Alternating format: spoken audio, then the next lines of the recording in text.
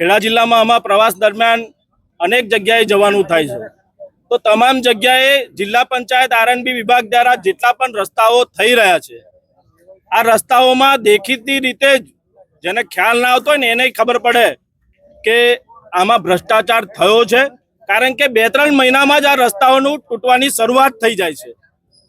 એમાં આરસીસી જે રોડ બને છે એમાં એસ્ટિમેટમાં જ છે કે એની આજુબાજુ પુરાણ કરવું એટલે સાઇલ શોલ્ડરિંગ કરવાની એસ્ટિમેટની આઇટમ છે. હું જોઉં છું જ્યાં જ્યાં પ્રવાસ કરું છું ત્યાં આરએનબી વિભાગના જે રસ્તાઓ છે એમાં આરસીસી રોડ પર ક્યાંય સાઇલ શોલ્ડરિંગ કરવામાં આવતું નથી. અનેક વાર રજૂઆતો થાય છે, મીડિયાના માધ્યમથી મીડિયા મિત્રો પણ આ બતાવી રહ્યા છે, તેમ છતાં આ સત્તાધીશો અને આ અધિકારીઓને આ દેખાતું નથી અને કોઈની વાત સાંભળવા તૈયાર થતા નથી. એટલા માટે જ હું ખેડા જિલ્લા કોંગ્રેસનો પ્રમુખ છું અને મારા વતનમાં હમણાં 12 રસ્તાઓ જે જિલ્લા પંચાયત આરએનબી વિભાગ દ્વારા બન્યા, એ તમામ રસ્તાઓમાં ભ્રષ્ટાચાર થયો. આ રસ્તાઓ તૂટવાની શરૂઆત થઈ ગઈ અને આરસીસી જે રોડ બન્યા છે તેની આજુબાજુ મેં કીધું એમ સાઇલ શોલ્ડરિંગ કર્યું નથી. એટલા માટે કાર્યપાલક ઇજનેરને રૂબરૂ બોલાવી લાવ્યો 2 મહિના પહેલા. એમને આ તમામ રસ્તાઓ પર વિઝિટ કરી, તેમને જોયું અને એમને સ્વીકાર્યું કે આ કામ બાકી છે ને થયું નથી ને ભ્રષ્ટાચાર થયો છે. હું સમૂહ કરાવી દઈશ એવું આશ્વાસન આપ્યું, પણ તેમ છતાં થયું નહીં.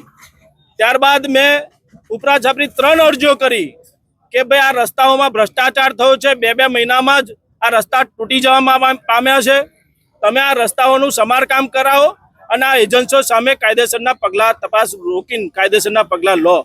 તેમ છતાં આ કામ કરવામાં આવ્યું નથી.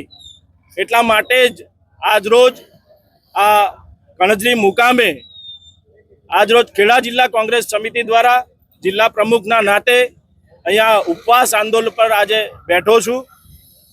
અત્યારે વર્તમાન સમયમાં આ શાસકો એટલા બેફામ થઈ ગયા છે કે કોઈનું સાંભળવા તૈયાર નથી. રજૂઆતો ગમે તેની હોય એને ધ્યાન પર લેવા તૈયાર નથી. અને મને છેલ્લે દેખાયું કે ગાંધીચિંતા માર્ગે ઉપવાસ આંદોલન કરીશું તો આ અંગ્રેજોના બરોબરી જે શાસકો છે એ લોકોની આંખો ઉઘડશે. અને એટલા માટે જ આજરોજ અહીંયા ઉપવાસ આંદોલન પર બેઠો છું.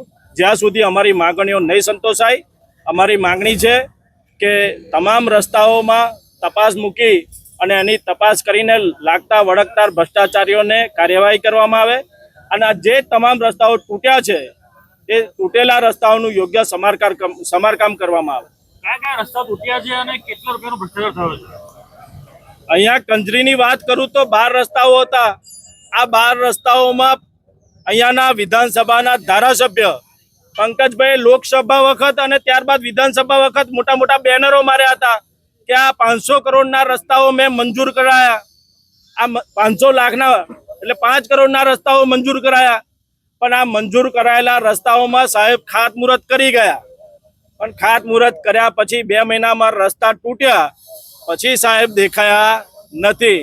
ભાજપના કાઉન્સિલરો પણ રજૂઆત કરે છે, સાહેબને ફોન કરે છે, પણ તેમ છતાં સાહેબ એમનું સાંભળવા તૈયાર નથી. અને એટલા માટે જ આ ગાંધીચિંતા માર્ગે અમારે બેસવું પડે છે.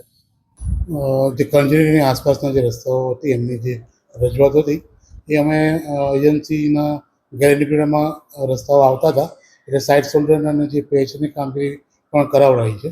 અને અમને જે કંઈ રજૂઆત હશે એજન્સીની ડીએલપી ચાલુ હોય એની પાસે મરામતની કામગીરી કરાવીશું. સાહેબ, જ્યારે મરામતની કામગીરી શરૂ થઈ ત્યારે ખાલી રોડ પર માટીના ઢગલા કરીને જતા રહે જેવો પણ આક્ષેપ છે.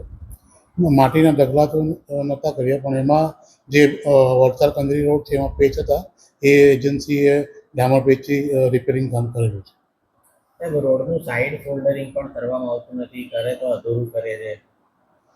સાઇડ શોલ્ડરિંગ 1-2 રસ્તા પર ધ્યાન આવ્યું એ તાત્કાલિક એજન્સી સૂચના આપતા એમને સાઇડ શોલ્ડરની કામગીરી કરી છે. સાહેબ, આજે પણ વડતાલવાળા રોડ પર ઘણી જગ્યાએ સાઇડ શોલ્ડરિંગ બાકી એ રસ્તો ગેરંટી પીરિયડમાં છે એટલે જો માટીકામનું જો ધોવાણ થયું હશે તો ફરી એજન્સી પાસે અમે કરાવીશું. સાહેબ, આપણા દ્વારા સ્થળની રૂબરૂ તપાસ કરવામાં આવી છે કોઈ રસ્તાઓની? હા, મેં ગયા વીકમાં જ હું 4 રસ્તા પર જઈને આવ્યો છું અને રૂબરૂ વિઝિટ પણ કરી છે. શું સ્થિતિ જોવા મળે? એમાં જે વડતાલ કંજરી રોડ પર પેજ પણ કરેલા છે અને જે કંજરી એપ્રોચ છે એના પર સાઇડ સોલરનું થોડું કામ બાકી એ પણ કર્યું છે.